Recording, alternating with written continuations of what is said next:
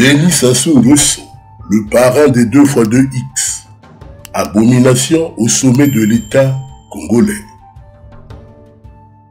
Le régime du dictateur congolais a instauré un véritable état d'abomination.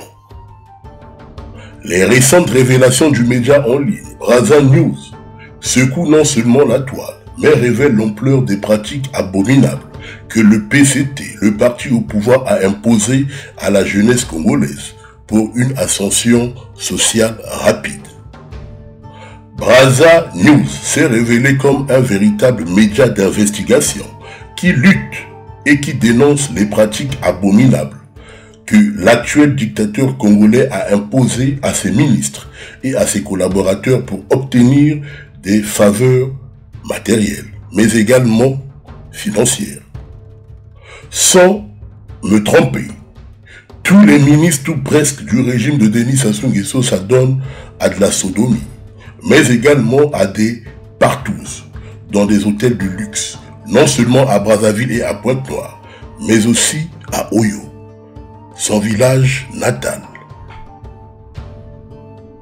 Denis Sassou Nguesso est le véritable maître d'orchestre des 2x2X. Ce sont des pratiques rituelles affiliées à des loges noires, dont l'empereur Mboshi est le fin connaisseur. Les caciques du régime congolais qui s'adonnent à ces pratiques sont tous affiliés à des loges maçonniques, qui pratiquent l'homosexualité à des fins rituelles. Les jeunes qui s'adonnent à leur tour à cette abomination sont en réalité des esclaves spirituels et sexuels d'une caste qui a décidé de plonger le Congo dans les abîmes de l'enfer. Aujourd'hui, il ne fait plus de doute que Denis Sassou Nguesso lui-même veut s'assurer qu'il n'ira pas seul dans les abîmes, dans la gêne de l'enfer. Il veut emmener avec lui le maximum de personnes. Prudence à toutes les personnes qui écouteront cet audio.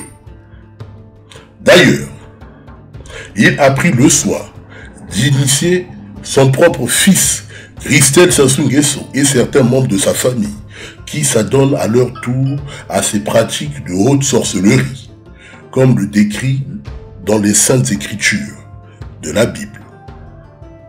Tu ne coucheras pas avec un homme comme on couche avec une femme. Ce serait une abomination.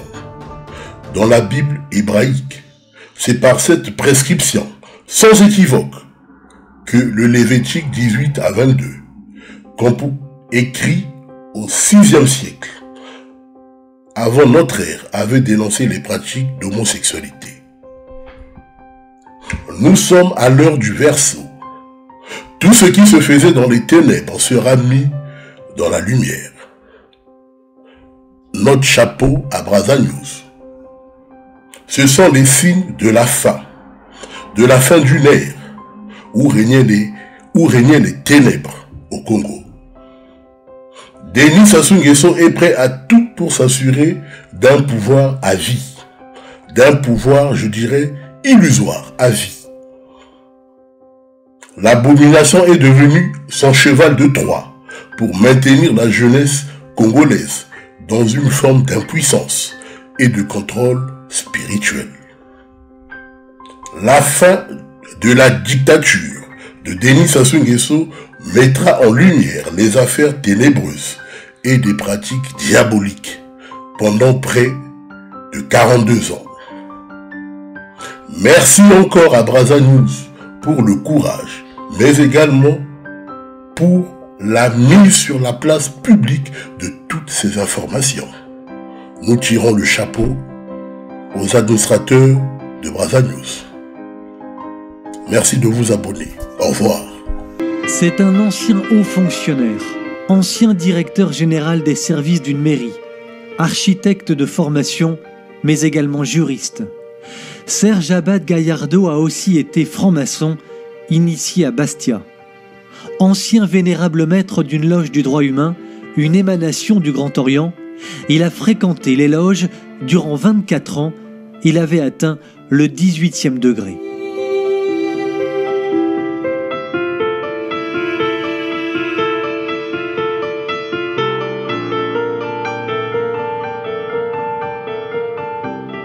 Parcours classique d'un homme qui, parce qu'il ne trouve pas de réponse aux questions qu'il se pose, arrive un jour en franc-maçonnerie.